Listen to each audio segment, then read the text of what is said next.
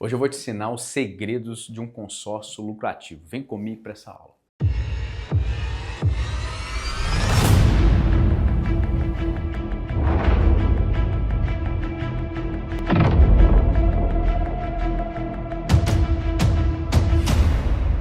Pessoal, essa é a estrutura de consórcio que eu entendo, né, que a gente modula aqui para os nossos clientes, que é uma estrutura em que vai garantir para você rentabilidade, lucratividade no seu consórcio de geração distribuída. Eu vou trazer para vocês aqui alguns elementos que são importantes para que você entenda por que esse consórcio ele é lucrativo. Ele vai envolver um pouco de tributação, vai envolver um pouco sobre questão contratual, e a gente desenvolve esse mecanismo aí durante a aula ou em um outro momento mais oportuno. Então, vamos lá. A primeira coisa que vocês precisam entender, né? O contrato de consórcio, para que ele seja modulado dentro do conceito da Lei 14.300, ele sempre tem que ser constituído por duas empresas, por duas sociedades empresariais. Pode ser duas empresas do seu grupo econômico, em que você é sócio das duas empresas, não importa, a própria legislação permite isso, ou pode ser empresas com sócios diferentes, tá? É uma pergunta que a gente tem muito aqui quando vai formatar o consórcio. Agora, dentro do contrato de consórcio, o grande segredo é trazer para dentro dessa estrutura a ideia de que ele é um veículo em que vai levar o consumidor e que vai levar as usinas para o sistema de compensação, tá? O consórcio, ele não é uma empresa que faz ali a compra de energia e a entrega de energia para os seus consumidores. Os consumidores, eles assinam um termo de adesão em que concorda com o consórcio e todo o valor que é pago pelos consumidores, entendam, não é tributado. Por que não é tributado? Porque o consumidor entrega aquele valor para o consórcio para que o consórcio possa pagar o rateio da locação das usinas que estão aqui embaixo, tá? Tiago, mas até aí tá tudo bem, a gente sabe que é assim que funciona o consórcio. O que acontece é que a gente percebe muitas empresas pagando alguns custos que são do consórcio aqui nas usinas. Eu vou trazer um, e depois eu falo mais para vocês de outros, mas, por exemplo, a gente sabe que para eu levar uma usina ao sistema de compensação, o consórcio tem que ser o titular da unidade consumidora geradora.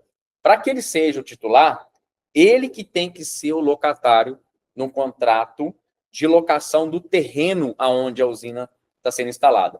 E aí a gente vê muitos consórcios pagando para os locadores de usina, né, os equipamentos, pagando a locação de equipamento, mas o consórcio não paga a locação do terreno.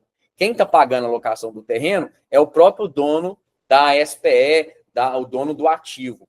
Ou seja, ele recebe esse valor que é tributado quando ele recebe a título de locação e depois ele paga o dono do terreno.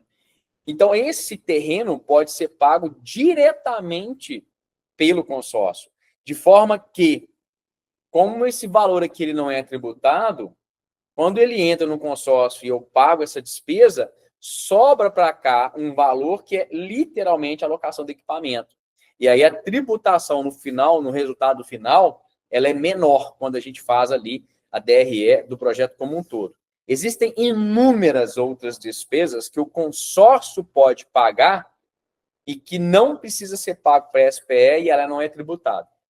Eu vou falar um pouquinho disso mais para frente, em um outro momento, mas basicamente é você dividir os contratos de locação e o de terreno e o contrato de locação de equipamentos e colocar essa obrigação para o consórcio pagar.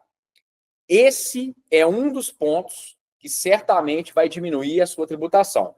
Tem um segundo elemento que eu quero trazer para vocês, que a gente percebe muitos empreendedores tratando o consórcio como um intermediador de negócio. Olha só, se você coloca o consórcio na posição de intermediador de negócio, a sua tributação ela quase duplica. Se eu estou falando de uma estrutura de consórcios lucrativos, eu preciso, primeiro, estruturar o projeto de forma tributária para que ele não tenha um custo dobrado com tributos.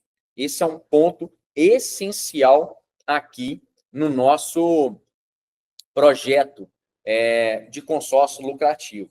Então, a primeira coisa que você precisa é entender quais são os custos que envolvem a manutenção de uma usina gerando energia para entregar a energia para o consórcio, o contrato que o consórcio vai fazer de locação, que tipo de despesa o consórcio pode assumir, para que você aloque todas as despesas ali dentro. E aí você vai passar para o dono do projeto apenas aquilo que é restrito à locação. Isso é extremamente importante para que você, no final, pague o menor valor possível de tributo, porque a lucratividade, no primeiro momento, está na sua estrutura tributária. Depois você vai poder ter uma lucratividade maior ou menor com base no desconto que você está oferecendo para o seu consumidor. Mas aí é uma questão negocial, que às vezes você não vai ter controle, vai depender muito de condições de mercado. Então, essa é uma grande oportunidade que você tem para fazer sua modulação de negócio, que é o quê? Fazer um planejamento tributário do seu projeto. Finaliza essa aula com a seguinte informação: reforma tributária já vai passar a valer em 2026 e começa a cobrar um novo tributo em 2027 e 2033, todos os tributos que você conhece hoje, eles acabam, eles não existem mais e passaremos a pagar o que a gente chama de IVA dual, um tributo chamado CBS, que vai reunir PIS e COFINS, e um outro que vai ser o IBS, que vai reunir ICMS e ISS, com uma expectativa de carga tributária de 26,5%.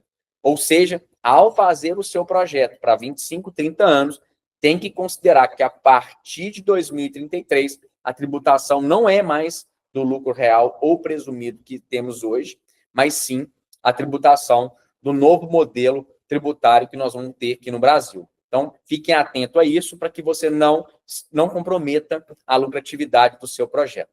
Espero você na próxima aula e até mais. Um abraço.